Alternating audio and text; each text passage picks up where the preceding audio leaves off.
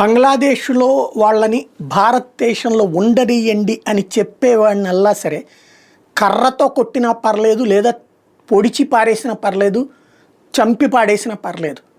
బంగ్లాదేశ్ వాళ్ళు భారతదేశంలో ఏదేంది అట్లా ఉండమంటే అట్లా అయిపోతుందా, అది దుర్మార్గం కదా అంటున్నాం. ఆ మాట అంటున్న వాళ్ళ వెనకాల ఇంటెన్షన్ చూడండి. ఈ దేశంలోకి వచ్చి చొరబాటుదారు దర్జాగా ఉండమంటున్నారు, కానీ పరాయి దేశంలో నాశనం అయిపోతున్నటువంటి హిందువుని రానియద్దంటున్నారు, బౌద్ధుని రానియద్దంటున్నారు, జైనుని రానియద్దంటున్నారు.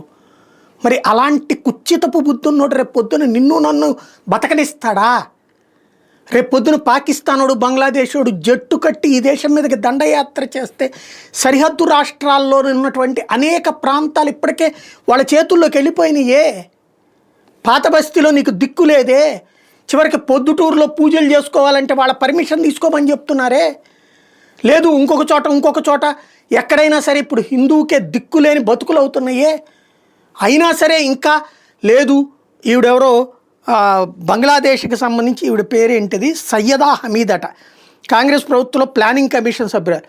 బంగ్లాదేశ్ అక్రమ చొరబాటుదారులను భారతదేశంలో ఉండనియాలట. ఈవిని తీసుకెళ్ళి ఆఫ్ఘనిస్తాన్లో ఉండనిస్తే దరిద్రం వదిలిపోతుంది కదా. ఇలాంటి దరిద్రతోనే ఈ దేశానికి పెద్ద శాపంగా మారుతోంది.